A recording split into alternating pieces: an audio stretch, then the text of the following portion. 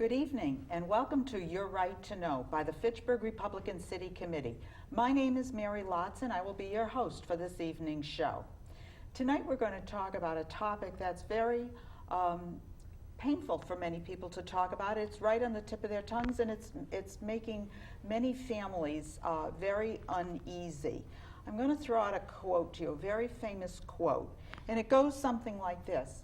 If you like your health care plan, you can keep your health care plan, period. If you like your doctor, you can keep your doctor, period. That quote was made numerous times by President Barack Obama, and most recently in 2013, it was identified by PolitiFact as the lie of the year.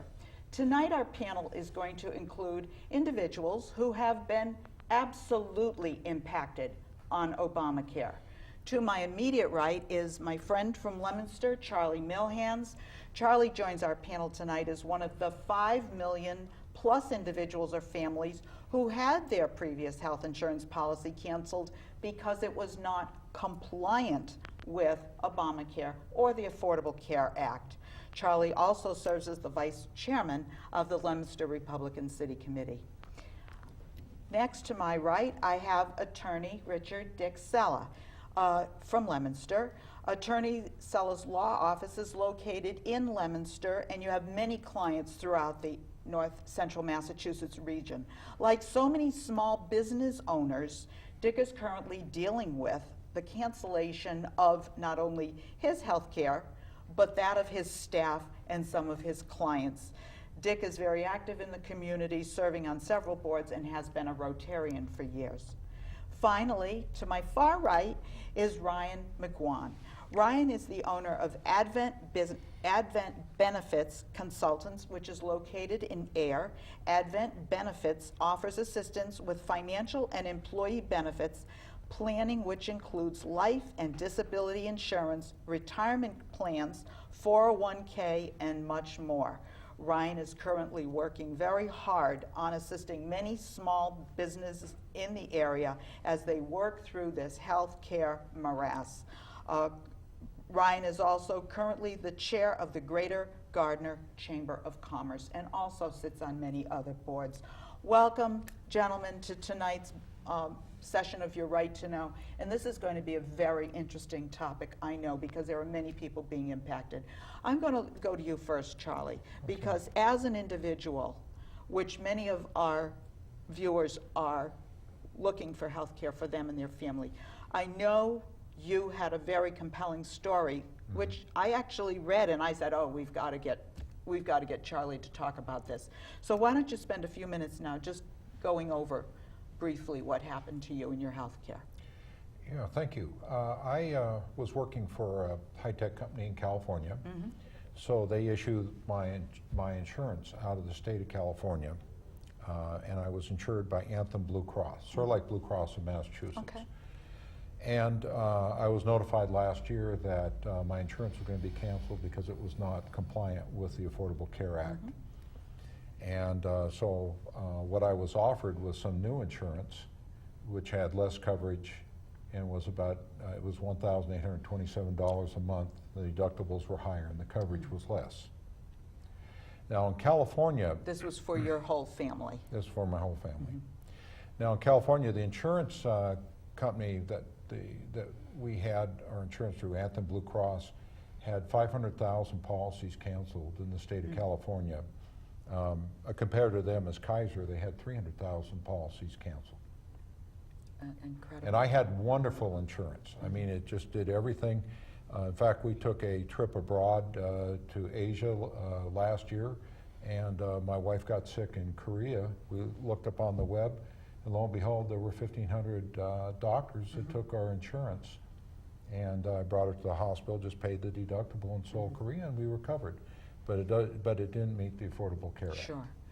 Dick, does that story sound familiar? Similar. I have a law office in Leominster, as you said, and I employ 3 people, all of whom are on health insurance, all of which I pay a 50% contribution towards. That seems very generous. Is that pretty commonplace? Or? Brian could probably answer that question more. A couple of years ago, we were with another healthcare provider, and saw a significant increase in the premiums. It was good coverage. When we got hold of Ryan, who I knew through another organization, and Ryan came in, did the census, and was able to place us at equal to or better than coverage at considerably less. Back in September of 2013, we got a notice of cancellation of the policy, and effective April 1, which is our renewal date. So we called Ryan, and he said to us, look, probably in January I'll have new rates for you, don't worry. All right, January came and went. One of my staff has 2 children. One is in college, will complete her second year, one who's a junior in college. She's a single parent, as is one of my other employees. And that was a real concern. Matter of fact, when January came and went and Ryan didn't call, they called him. And February came and went, and we had no rates. And make a long story short, in March, Ryan came in, gave us the rates for our existing policy, gave us the rates from some alternatives, and gave us the rates for competitives, all of which were higher than the present plan that we had. The present plan that we have was going to go up about 18%. My staff wound up deciding to take a lesser policy with only a modest increase of about 4 or 5%. And for the first time, they were going to have co-pays of a significant amount. Deductibles. And April 1, we will have insurance. In the meantime, we were also looking at the connector, and one of my staff finally did get through to the connector. And if we read the policy correctly, or the summation they sent, for equivalent coverage, she's going to have to pay $38 more a month on the connector. Now we're sending that over to Ryan and have him take a look at it. The problem is with all of these plans is there's only so much the employer can continue to do and to contribute, and there's only so much the employees are willing to contribute. And when you have a 20% increase or a 24% increase, an 18% or 12% increase, this is going to be very tough for everybody. Honestly, if you look at my expenses next to salaries, my next biggest expense is insurance, and of the insurance, it's the health care. Sure. And it's, that is a huge problem. Until we met Ryan, most brokers would not deal with us because we weren't 12 or more, or 10 or more. Ryan was the first broker who really took us on. Small business. Yeah, and frankly, I don't think he's making a lot of money on us, but he's given us wonderful service. He's been very helpful with keeping my employees calm, because this is a huge issue. I can imagine that these 2 stories, Ryan, are just stories that you have heard repeated. Your cell phone and your office phone must ring off the hook with concerns. And these are big concerns for people, because healthcare seems to be one of those things that's almost invisible in our lives until we need it. Sure. And then we rely on it and depend on it exclusively, especially when we have children who are sick, or if you're going through a serious illness and all of a sudden everything comes to a screeching halt because of a date rolling around, like April 1st or something like that. And so what do you do? What was it like, and how can you help these people? Sure. Well, when I first really started getting into the health insurance was when Massachusetts went through their healthcare reform. So that was back in 2006 when Mitt Romney took us through that process. And at that point in time, we saw, it became mandatory for anybody with more than 11 full-time equivalent employees to start offering health insurance to their employees. And so then it became a really challenging market, and we were seeing rate increases of 20, 30%, and then they started putting in some different, contingencies to help try to control those. So we actually, the last few years, we saw some leveling off with the rates, and we didn't see as dramatic of increases unless there was a huge change in the census. So we added some older folks to the census, or there were some changes in the actual dynamics of the company itself. But now, all of a sudden, with the Affordable Care Act, we've seen everything that we've known before has been changed. And so from the perspective of they've put in different rating classifications. And before, we used to use SIC codes, which are the insurance classifications of individual businesses. And those rate classifications are now gone. So we have companies that were getting some breaks because they were in automotive repair or auto sales, and those are now gone. And so we've everything that we've done over the last few years to really try to manage healthcare costs. Sure. Now all of a sudden has really taken a turn for the worst, and we've had some groups that really we had one group that increased 40% this year from their health insurance premiums, and now they're in a similar situation to Dick, where they're trying to do the right thing for their employees. They really want to do this. This is as an employee, when you're looking for work, if somebody offers health insurance, it's a very valuable benefit that comes. And in fact, that was how my understanding of how way back is how health insurance came about. Is it was an incentive that you could get good employees and recruit good employees and keep good employees without having to do it in their salary. Yeah, it's a retention tool. It's a write-off. There's tax benefits. There's a lot of different components that play into it. But now you're getting to the point where employers are coming at this crossroad where they can't afford it. They can't remain competitive. They can't stay on the front lines within their industry and still continue to offer a really compelling benefits package. One of the things that Charlie hit on, and it's a word, compliant. And why you liked your health care plan? I loved it. Dick, yeah. you liked your health care plan, and your staff did also? And yet these plans have been now just across the board eliminated because of something called they are non-compliant with the mandates put out in the Affordable Care Act, otherwise known as Obamacare.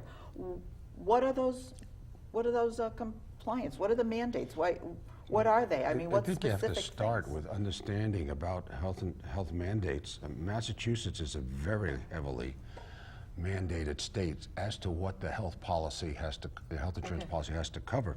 We're probably, if not the most heavily mandated, one of the most heavily mandated states in the country.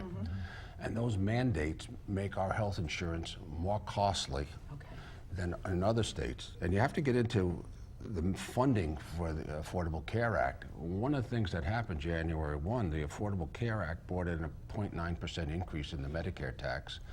It also brought in a concept called the net interest income tax, which is an additional tax that people will pay if their incomes exceed certain levels, either individually or jointly. And that will affect people who receive dividend income, royalties, sale of capital assets. It will affect people selling real estate. It will result in a 3.8% additional tax due, which is supposedly going to fund healthcare and to, quote, make it affordable. One of the problems with the healthcare is the pool of people that you need to make this work has to be very young people who tend not to be not to have too many health problems. It does not appear that the young people are signing up for this. Well, you mentioned you have young children and under the age of 26. Wasn't that a little bit of a double-edged sword, that you want young people to enlist for their own health insurance because they are the healthier, they require less hands-on care all the time, and yet these are the people, why would they go on to their own health insurance plan when they can stay under their parents' health insurance plan? Right, and one of the other components that you look at there, and that was one of the big rate shifts. So they put rate caps on, the rate variables that would come into it before. There was multipliers in there for, if you were in your late 50s or 60s, how much they could charge you, for being in that age band. So they actually flipped that. And so a lot of the big rate increases were for people in their late 20s, early 30s, now that have young families. Sure. And we saw some increases, and that's where the majority of the increases came. It was in that age bracket. And we actually saw some of the older groups that were in their late 50s, early 60s, their rates actually dropped. And yet they're the ones that would need it more because of their age cohort. So they flipped it, right, to try to bring up that band. But what you run into is you really want the younger, healthy people involved in the health insurance plan, right? Because insurance is the law of large numbers. Everybody pays into these pools. You know, you have the funding there, and then from that funding, those funding components, you're able to pay the claims as they come in. But you bring up a great point, because the younger population, you know, a lot of times they feel like they're invincible. And when you look at the penalty components that play into it right now, you know, when you put a family out and they have to pay $1,500 to $1,800 a month, right, which is more than the majority of the mortgages in this area would be for buying a pretty good sized house, right? And people have to weigh those differences. And if you're a self-employed electrician or a plumber, and all of a sudden you have to pay this huge premium every single month, you very well might make the decision to you know what, I'll pay the penalty. And the penalty is going to be a heck of a lot cheaper than paying $15, $18, $20 some odd $1,000 a year for health coverage when you might not even need it. And Sure. Especially if you only go in once or twice a year for your routine checkup. Right, right. And Yeah, the other thing I think you're going to see, I don't mean to interrupt you, is No, that please. a lot of single parents are being forced to make a decision, and that decision is, I can no longer support a single parent plan or a family plan. I'm going to take an individual plan for me, and I'm going to qualify my children for mass health. So that means you and the taxpayers are going to pay for that coverage. Because there's not enough take-home money. I think it's fair to say that this area is stagnant, and we're going through an economic shift. Sure. And where it's ultimately going to end out, nobody knows. But when we switched to Ryan, our family plan was going to cost $1,800 a month. What was your other plan? Do you remember? Sure, it was a Fallon plan through the Chambers of Commerce. And we had been with Fallon 30 plus years. But the last couple of years, those plans were going up at a rate that we couldn't sustain. As I said, I've tried a lot of brokers, and I could not get a broker who would take us. Ryan was the first one who was really willing to sit down and roll up his sleeves and do something for us. And our premium went from 16-something, $1,800 to a single parent plan, which I believe was $960 or $980, and the individual plan went down to $590 or $600. That's not what they're going to be in April, but at least we have coverage. At least everybody's happy for now. We're going to look at this connector, because one of the things that's happening, and a lot of employers, and I hear this a lot, they're saying, hey, I'm not going to offer the family plan, or I'm not going to offer the single plan. Do your best, get your kids on The state. the state, and see if you can qualify for the subsidies. So you're getting a different effect than what everybody thought. Everybody wanted this large group of healthy people paying into the system. And what's happening, you get these young people who are still in college, and you can't blame them because they're still in college. One of my secretaries, her son will graduate the Mount this year. The other one is at UMass Amherst, and they still got some more time in school. So working at Stop and Shop or working a work-study job at Amherst for the summer is not going to make enough money to pay the premiums. So mass health is the thing. So what's happening, the taxpayer is paying that. You don't have the pool going in, as Ryan says. It's a game of numbers. And a lot of employers, the small guys, especially the people at 10 and under, are either saying, I'm doing away with it entirely, and you're on your own, or I'm going to increase your pay, and good luck to you and with your health insurance, and see what you can do. Charlie, now you lost your health insurance through your California employer. Did you have to go onto the exchange? Dick just mentioned going onto the exchange. How did your employer offer you some other options? Yes. Or were you out there on your own? They offered another plan, but it was a lot more money. It was like in the price range you're talking about. It was $1,830 a month, and with higher deductibles and et cetera. Co-pays, I imagine, also. And co-pays, and so and the co-pays went up to $35 beyond the deductible. So I'm fortunate to have retired from the Army, so we signed into the TRICARE plan. Okay, all right. So you didn't have to go onto the exchange to No. try to find your way through that, because my understanding is that the It doesn't healthcare work. exchange in Massachusetts, after what, $67 million, No, yeah, 67. is just deplorable. I mean, people can't get on it. They've gone back to stubby pencil and paper. You can't work it. You can't get information from it. You can't, once you find information, you can't get into it to pick something.